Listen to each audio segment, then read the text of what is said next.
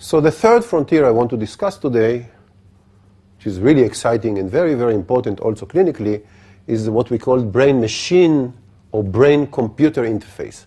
The interface between the brain, which is a machine, but a very special machine, and the machines we build. For doing that, for being able to interact with the brain, certainly the anatomy is not enough. Okay? Anatomy is a static thing. The anatomy may change in terms of structure, and we'll show you later on, when I'll talk about plasticity in the brain, I'll show you that when you learn, there are changes, anatomical changes in your brain, but in order to interact with the brain online, I need to read the signals within the brain. Not only the anatomy, so I need to read the electrical signals in the brain. So on top of the anatomy, on the foundation which is anatomical, there are all these signals. We'll talk about the electrical signals in the brain, what type of signals. All these signals are running, so to speak, on the circuit, and these signals stand for something that the circuit wants to convey. So in particular circuit, when there are particular signals, it means that I need to move my hand to the right and so on. So in order to really read out what is happening in the circuit in terms of information, I need to read the electrical signals. And as I said, we'll focus a lot about the electrical signals in lesson 3 and 4. So how do they look, these electrical signals that are being used to process information, to send commands to my hand or to my mouse or to my thought or to my feeling? So the idea is the following. You go to a particular brain region, let's say here.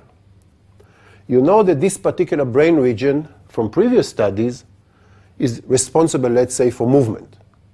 If you zoom into this brain region, of course, you'll see networks, anatomical networks of neurons.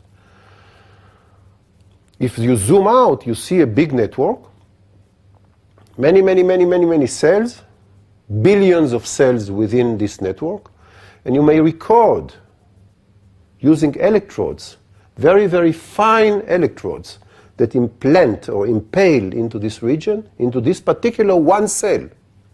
And you may listen, so to speak, to the electrical activity of this one cell. So here is how it looks.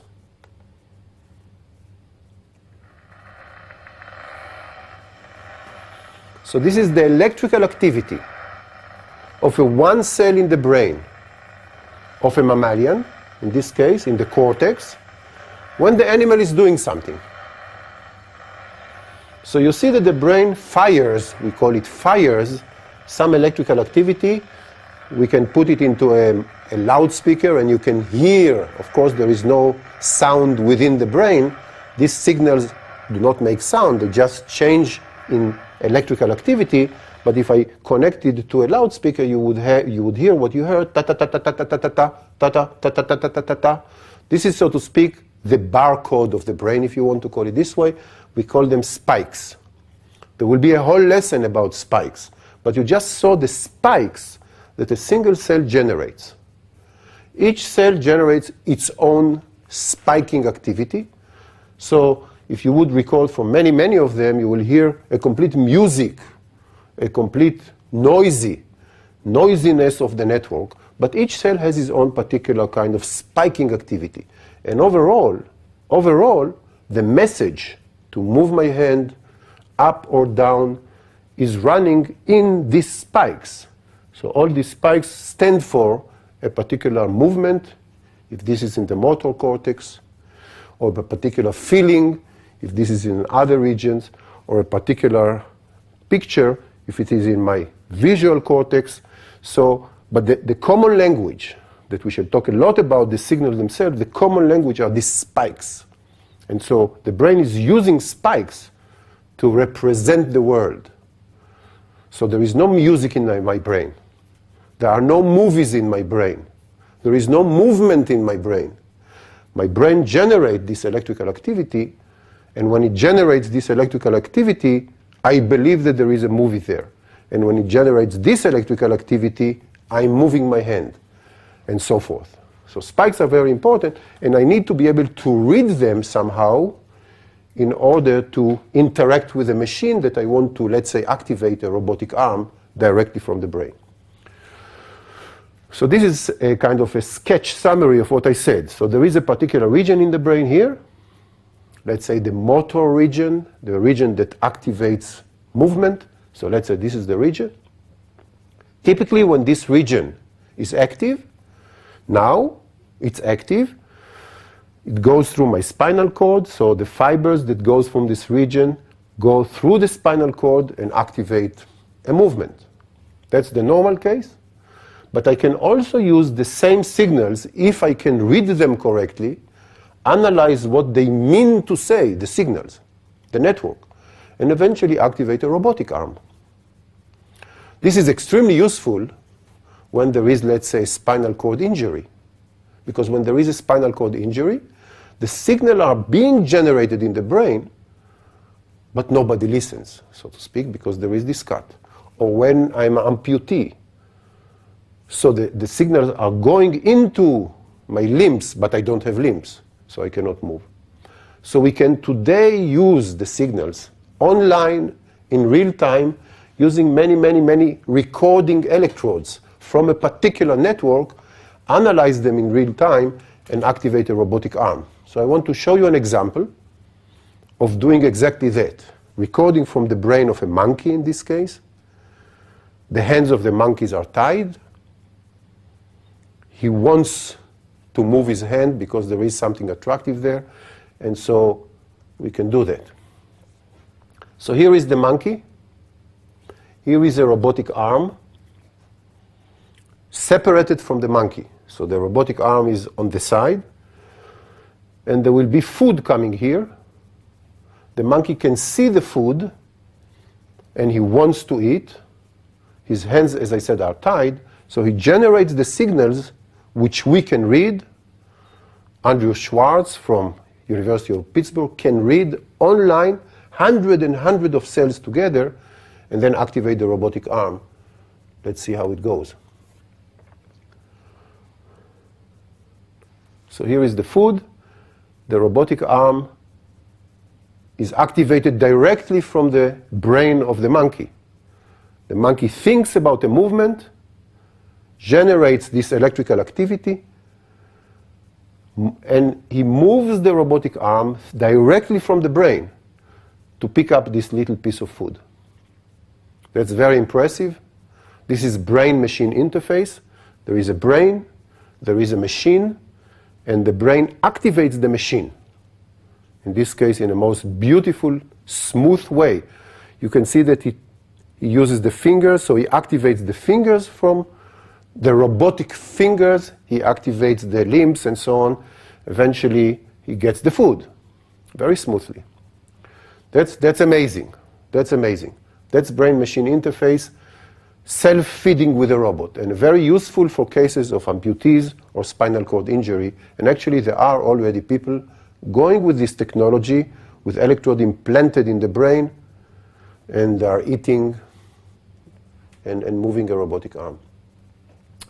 The opposite direction, the other direction of brain-machine interface, is from the machine to the brain. Before I showed you how the brain activates a machine, now I want to show you how a machine, in this case a battery, which is a machine, activates a particular brain region. And this came basically, or the idea came actually already from a machine activating our heart. So there is a pacemaker to some people who have pacemaking problem with the heart. There are this battery that inject electrical activity, but I'm going to show you that the same technique can work to the brain. And I'll show you now how was it developed. So in this case, there is a recording deep, not in the cortex, but deep inside the deep region of the brain, the basal ganglia. You can record electrically from there. This is Hagai Bergman from the Hebrew University. And when you record from this area with several electrodes, this is one electrode, another electrode, a third electrode, you can see the normal electrical activity in this region of several cells. So one cell is doing ta-ta-ta-ta-ta-ta-ta-ta, stop, ta-ta-ta-ta. Another cell is firing more vigorously, ta-ta-ta-ta-ta, very, very strongly. And the third cell is doing it less, each one with his own electrical music. So this is a normal brain in this region. In Parkinson, apparently, when you are sick with Parkinson, this same region, the cells in the region, are generating different electrical activity. We can say a wrong electrical code, because suddenly the cells are starting to fire these spikes, but in a very different pattern. You can see ta-ta-ta-ta-ta stop, ta-ta-ta-ta-ta stop, like a machine gun, ta-ta-ta stop. Not only that, but the cells seems to fire similarly. Unlike here, that they were different, here they seem to synchronize together. And so the whole network is doing like this: fire, stop, fire, stop, ta-ta-ta-ta-ta, stop, all of them. And this wrong code, this oscillatory activity in the brain, the manifestation of it, the output of it, part of the manifestation is this tremor of Parkinsonian patients. So the idea was, and is very, very effective today in many, many hospitals, is to take this pacemaker, this battery that is implanted here below the skin, to generate signals in the battery, tack, tack, tack, tack, tack, with a particular frequency and strength, which you can manipulate, and inject this current into this region that I just showed you, where you have a wrong code, wrong electrical activity if you are a Parkinsonian patient.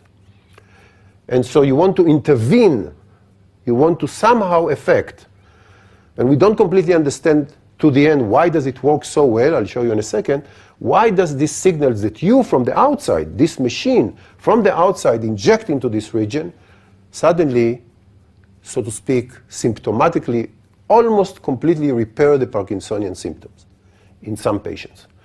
So here is a patient, Parkinsonian patient, actually very young person, already about after 10 years of Parkinson. You can see that he has all these very, very, very difficult and very, very sad symptoms, that it's very difficult for him to generate movement. He cannot coordinate movements like this. He's a very, very sick patient. Of course, he cannot drive like this. It's very hard for him to go to the grocery. So this is a very sick patient. And so the question is, after 10 years of medication, what to do? And as I said, one new technology that we call the deep brain stimulation is to stimulate the brain deeply into this region and try to repair symptomatically these symptoms. You can see how difficult it is for the patient to do something like that we do so simply, because Parkinsonian people cannot do that. So let's see what happens to him after the operation.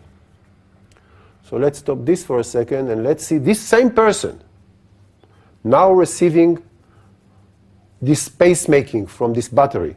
So it is activated now, and you can see how well this person looks. It's the same person. Some months after the operation, you can see that he's doing things that are very untypical to Parkinsonian patients. So this is the intervention, this is the interaction between the machine and the brain. The machine fixed, so to speak, at least symptomatically, the Parkinson, and the person really can walk and really can drive, and I mean the quality of life is now really improved dramatically. Of course, when you turn off the machine, the Parkinson symptoms will come back immediately. So it's a symptomatic repair. So this is beautiful, and this is really a direction that we go, because we want to repair brains and we want to impale to the brain. And I just want to show you, just to complete this part, the future challenges of brain-machine interface. So one challenge is to interact with the brain in a telemetric way. First of all, you want to put some kind of a chronic recorder or chronic probe that will listen, that will record the electrical activity of many, many cells. So you don't want to put wires and electrodes. You want to use nanotechnology in order to put chronically a little piece of machine into the brain that will telemetrically send the signal outside of the skull. So this telemetric communication with the brain, both from the brain outside, but also maybe to stimulate the brain telemetrically if we can do it to a particular region. This is the future. It does not exist yet. Some of it exists, but not all. The next challenge is to really analyze. You saw before, you need to do it in a real time. The analysis of the signal has to do in the real time. So the monkey or the person thinks about movement, you need to now move the hand. You cannot wait an hour. So it's a real-time signal analysis, real time. And if you have millions of signals, as Obama's project is to have million or billion of signals simultaneously, this means that you have to be able to analyze all these signals in real time, and which is it's a challenge for signal processing community. So this is another challenge, to develop these methods. Then, of course, the challenge is to develop a robotic arm that is very sophisticated. So our arm is very sophisticated with many degrees of freedom, and I can do that and that. We don't yet have robots as sophisticated in terms of arm movement, but there are developments towards this direction. And finally, and that's very, very important, when I'm moving my hand and I'm touching something, so I'm touching this bottle now, I get also feedback from the fact that I touch. So I not only move, but I also get information about that it's a plastic, that it's soft, that it's cold. All this information comes from sensors in my hand, in my fingers. Sensors that are going to another region in the brain, the sensing region. Somatosensing. So we need to put in this robot sensors when the robot will, so to speak, touch a bottle or a glass or somebody else, there should be an information closing the loop. So movement and closing the loop in terms of touching. That's another challenge. So this is the future challenges from brain-machine interface.